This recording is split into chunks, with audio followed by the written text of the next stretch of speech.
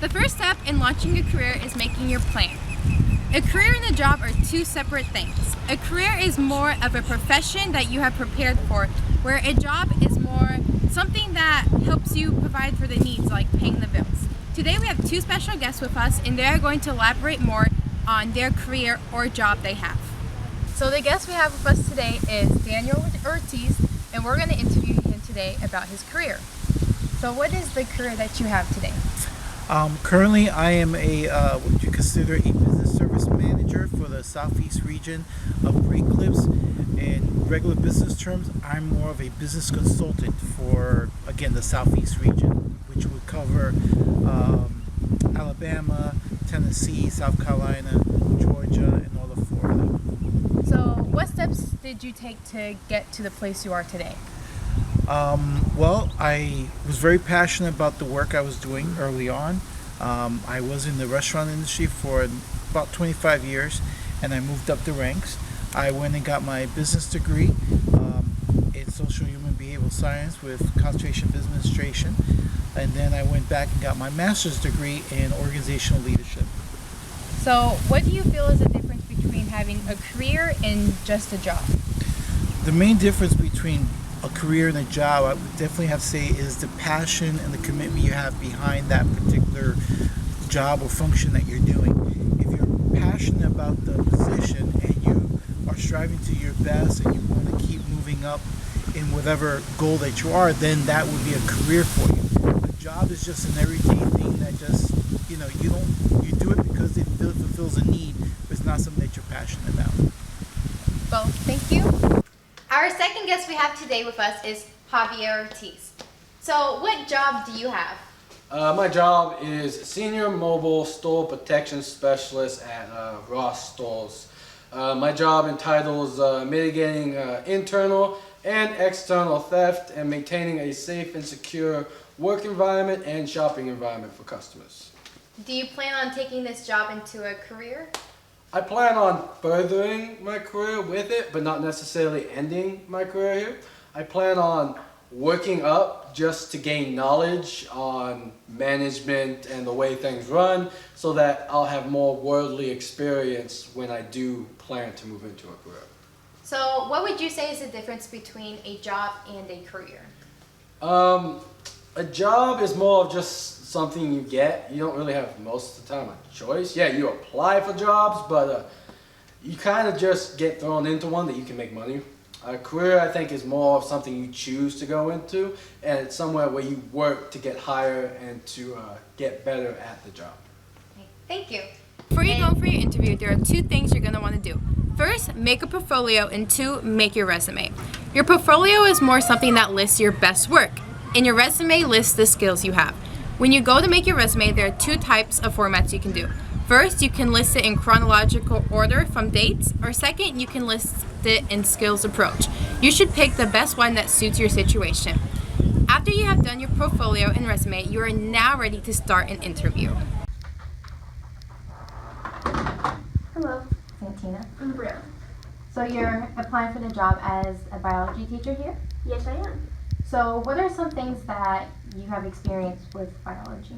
Well, when I was in college, my major was biology, and I actually got my bachelor's degree. You got your bachelor's? Okay. So what do you expect to get from this job? I expect to be able to teach biology and have people understand it and appreciate it. Okay, so what do you want to get out of it from your students? I would like them to be interactive, actually want to learn, Mhm. not just another class they have to sit through. Okay, exactly. So what jobs have you had in the past? And it doesn't have to be biology related. Well, I was a teacher for a while, so I have a close relationship with teenagers and all the kids. Did you teach any subject besides biology? I did teach music for a while. I was a music director. Okay. So I have a question. Okay, yes. What's my salary gonna be?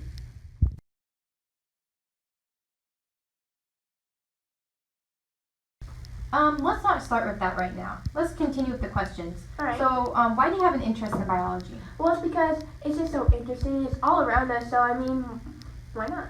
Okay, good. what do you expect from your employees? Well, here we expect you to obviously not just don't be a babysitter, actually teach the kids, because many teachers sometimes they have a hard time connecting to the students. So we want you to not only teach them but to connect them, and if they have issues, they should be able to rely on you. And we expect you to have a close relationship with your students and obviously teach them. Okay, so me having a teaching experience earlier would help me with that. Yes. So what experience have you had before? Or what things have you not been so good at but you have gotten better at? Well, when it comes to relating to real life stories, that's hard. I'm more of I'm gonna tell you what it is, exactly how it is. Good, thank you.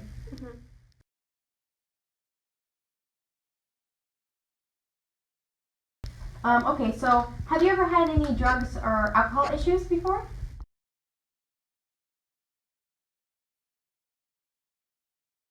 No, I haven't. I've never been involved in any of that stuff. But I do want to negotiate something real quick. When will I be able to come in? When will I have to be at work, and when will I get to leave? Usually our teachers come in between 6 and 6:30. The latest it would be 6:30, and the latest you can leave school would be 3. Alright. What about, would I be involved with anything after school that I would have to stay for? We do have tutoring opportunities. You don't have to, but many teachers do like to offer. So if I stay after school, do I get paid more? No, you do not. Oh man.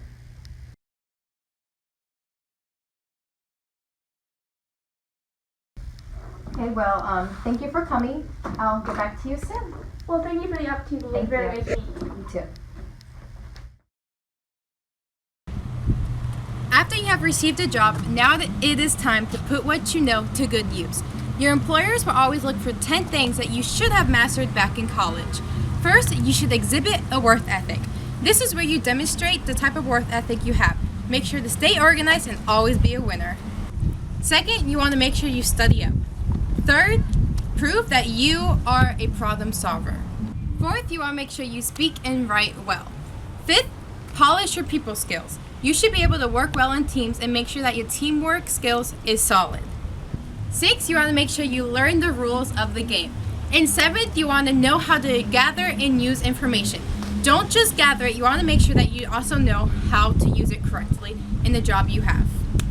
Number 8, you want to understand that numbers count. Many people don't think that math is going to be needed in the job you have. But for financial skills and budgets, you are going to have to know numbers and how they all work. So make sure you understand that numbers will count.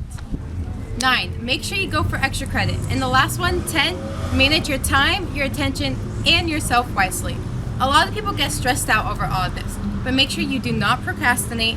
You pay attention to yourself and your wealth, and pay attention to other things. Now you are ready to start your future.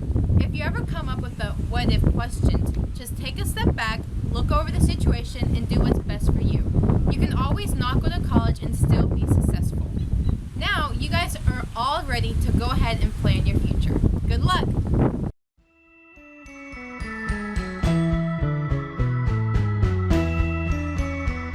Okay! Blooper. Scene 1.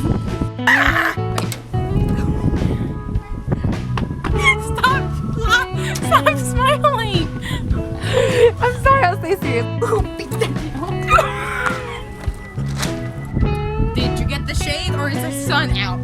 Pick which one best suits you. What did I mess up on? He said getting problems on procrastinating on